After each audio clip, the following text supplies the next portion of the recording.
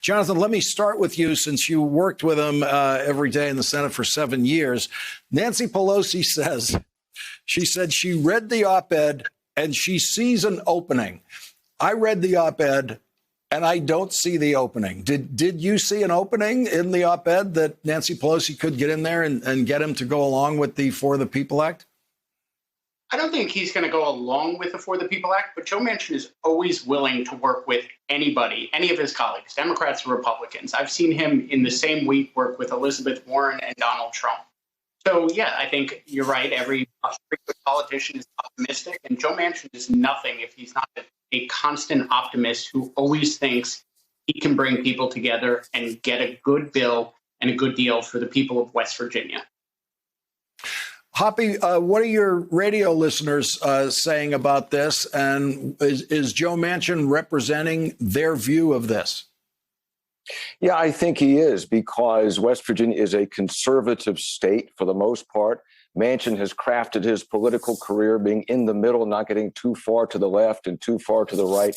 And I got to tell you, despite this rally today, there's not a lot of buzz on the For the People Act in West Virginia. This is West Virginia's last couple of elections have been very smooth. There haven't been any issues. So that issue isn't getting much traction here. So I'm sure that Manchin, who has great political instincts, feels like he's on the right side for his home state on this.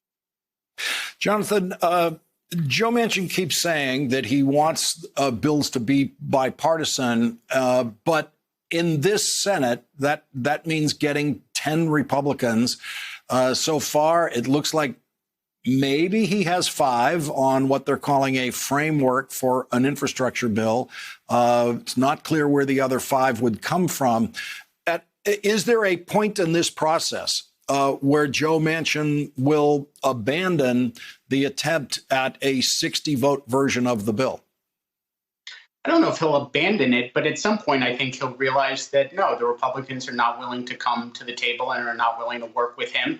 And he'll try to find a way to work with Senator Schumer and President Biden and craft a bill that he thinks is worthy of 10, 20, 30 Republicans supporting it. If they're not willing to come to the table and work with him, then I think he will find a way to, come to grips with reconciliation and pass a bill that helps West Virginia. I mean, Hoppy knows better than anybody. They need infrastructure in West Virginia. They need the roads and bridges. They need internet access. They need, hydro dams, water infrastructure. So he's not going to abandon his state for the sake of bipartisanship, but he wants to work with his Republican colleagues to make sure they get a bill that's good that Shelley Capito thinks is good for West Virginia and Joe Manchin thinks is good for West Virginia.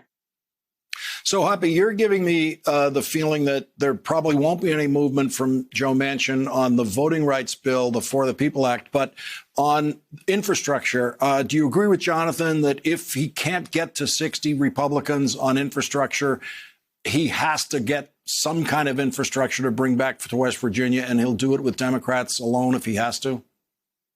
I think he will. And remember, he went with reconciliation on the jobs bill a couple of months back. And then he made a big deal out of coming back to West Virginia and saying, I'm bringing millions and millions of dollars to West Virginia counties and cities. He made a point of trying to illustrate that when he did interviews in West Virginia. So he's very aware of the infrastructure needs in West Virginia. He doesn't like all the Green New Deal stuff that's in the Biden plan. But I can very much see Joe Biden making a deal or doing whatever's necessary to get an infrastructure bill that brings back millions to West Virginia, channeling his best memory of Robert C. Byrd.